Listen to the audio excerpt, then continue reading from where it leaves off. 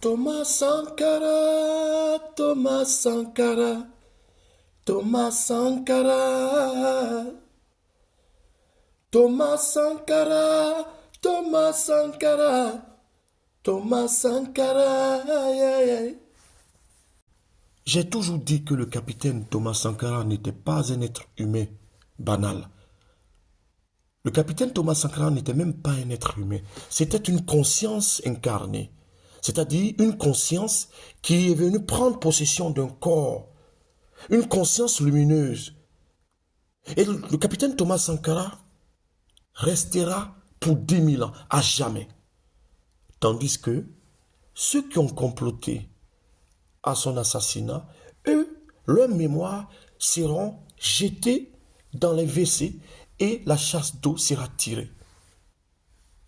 Le capitaine Thomas Sankara était plus qu'une idée, était plus qu'un concept, c'était plus qu'une idéologie.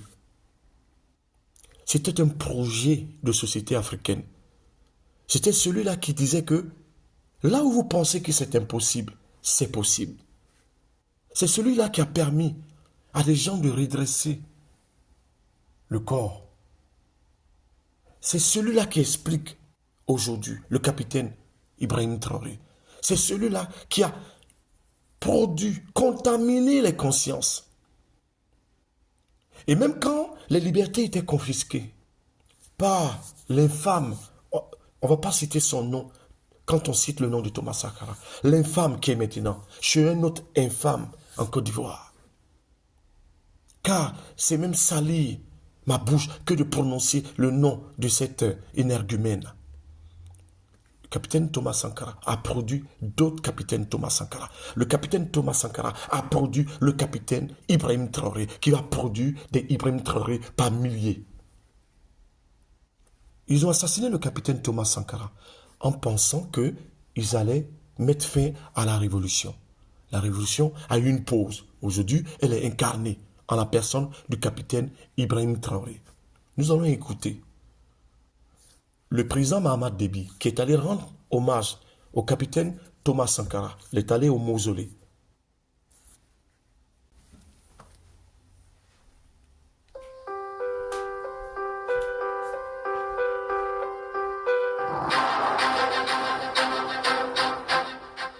Hommage au peuple burkinabé, au peuple frère burkinabé et au président Thomas Sankara, qui, en souverainiste né, a su être l'artisan d'une révolution économique, sociale et culturelle qui a transformé et fait du Burkina Faso une grande nation au sein du continent africain. Aujourd'hui encore, Thomas Sankara demeure une icône et un symbole d'émancipation et de liberté vivace dans toute l'Afrique. Plus que jamais, sa philosophie du panafricanisme guidera la marche résolue du continent africain. Le Burkina Faso et le Tchad, c'est une longue histoire et un destin partagé. Vivement pour une coopération agissante et mutuellement bénéfique sur les traces du chemin dessiné par Thomas Sankara.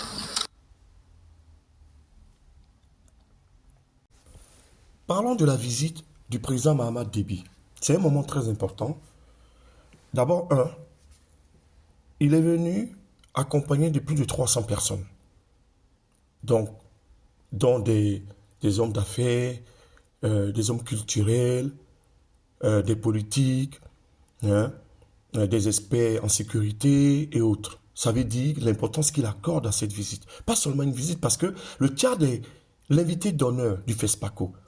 Il y a un travail qui a été fait, un travail remarquable qui a été fait par les agences de renseignement de la Confédération des États du Sahel pour avertir l'agence de renseignement du Tchad de ce que le colon était en train de préparer.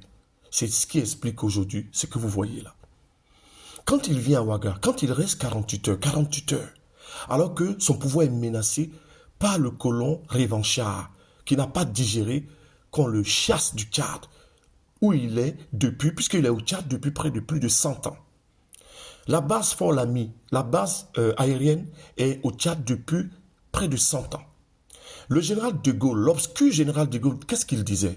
Il disait, nous pouvons perdre le Gabon, la Côte d'Ivoire, le Sénégal, mais pas le Tchad. Le Tchad est un verrou. Le Tchad a une situation géopolitique extraordinaire. C'est à partir du Tchad qu'on a attaqué la Libye. C'est à partir du Tchad, en tout cas du côté français, puisqu'il y avait aussi les Américains et les Anglais.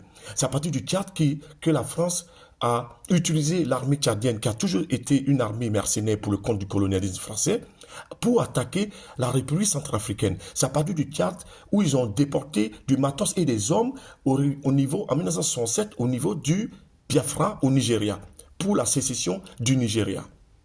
Aujourd'hui, Bola Tinubu l'a oublié. Bola Tinubu est un indigne personnage. Mais à partir du Tchad, il y a eu énormément d'opérations de déstabilisation. Énormément d'opérations parce qu'il y avait des dizaines de milliers, vingtaines de milliers, dizaines de milliers de soldats français là-bas. Ça, c'est clair. Le Tchad est tellement important dans le dispositif. Savez-vous que les Occidentaux, les Français, recrutent du monde au niveau de la Somalie, au niveau du Soudan, du Darfour, pour venir grossir les troupes des terreaux.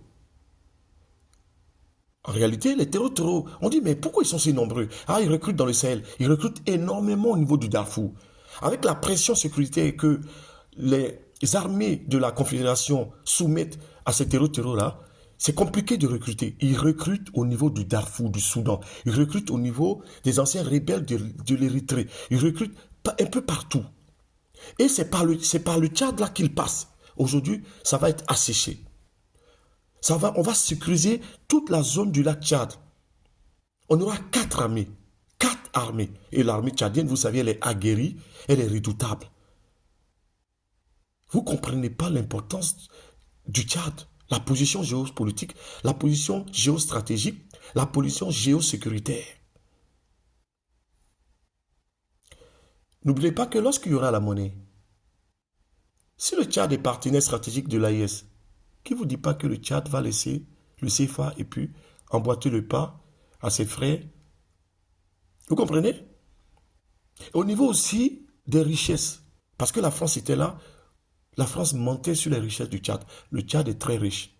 C'est la France qui disait, ah non, il n'y a que le pétrole, il n'y a que ceci, il n'y a que ça. Aujourd'hui, on saura davantage. Vous ne vous rappelez pas du Liptako Gourma?